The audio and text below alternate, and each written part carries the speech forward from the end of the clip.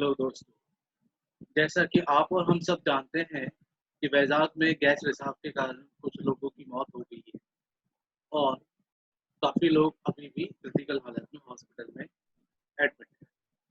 चलिए जानते हैं ये स्टाइलिंग गैस एक्चुअली में है क्या?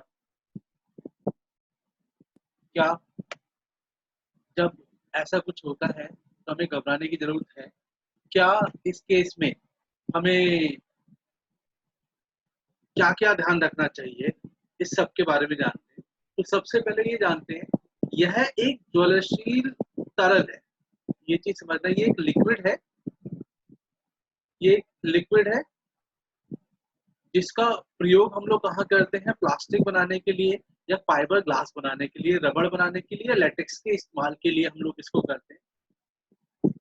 यूएसए की नेशनल लाइब्रेरी ऑफ मेडिसिन के द्वारा इसके बारे में कुछ बताया गया है कि स्टाइलिन वाहन के निकास द्वार पे, एग्जिट उस पे, सिगरेट के धुएं में और फलों और सब्जियों में भी मिलती है। और जो हमारी प्राकृतिक खाद होती है, फर्टिलाइजर्स वगैरह, उसके अंदर भी ये मिलता है।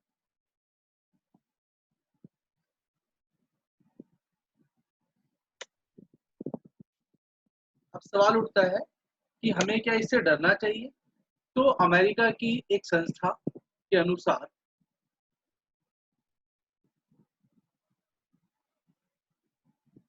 यह अगर हवा में आ जाए, ये जैसे लीक होता है, तो जो हमारी रेस्पिरेटरी सिस्टम है, श्वास प्रणाली है, ये उसमें दिक्कत करता है, आँखों में जलन कर देता है, हमारे नर्वस सिस्टम तक को भी ये प्रभावित कर सकता है।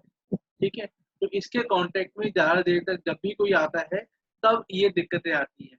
अगर अल्पकाल थोड़ी समय के लिए आएगा, तो हमें सांसों से संबंधित परेशानी हो सकती है, हमें शायद पेट की तकलीफ हो सकती है, ये चीज़ होता है। लेकिन अगर ज़्यादा समय तक रहते हैं ना, तो इससे कैंसर होने के चांसेस होते हैं और ये डिप्रेशन में लोगों को डिप्रेस भी कर सकता है।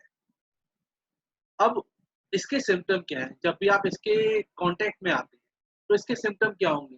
आपको हेडेक होगा, सुनने में तकलीफ आएगी, आप जल्दी-जल्दी थक जाएँगे और आपको थकावट तो होगी ही होगी और किसी चीज़ पे ध्यान देने में आपको बहुत दिक्कत आती है। आज इतने सालों में मैंने एक पहला ऐसा मुख्यमंत्री देखा है, जिसने मरने वालों के परिवार के साथ सहानुभूति रखी है। कहते हैं ये लॉस तो भरा नहीं जा सकता, लेकिन एक मदद जो एक मुख्यमंत्री कर सकता है, वो उसने की है।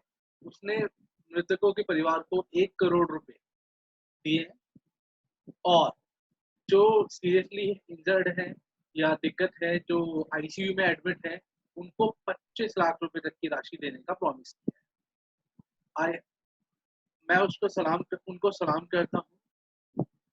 ये एक ऐसे सीएम हैं, जिससे सबको सीख लेनी चाहिए क्योंकि हम मरने वाले के नुकसान को पूरा तो नहीं कर सकते, लेकिन ऐसी आपदाओं में हम उनके परिवार के साथ खड़े रह सकते हैं और उनको आर्थिक मदद दे सकते हैं। I salute to him.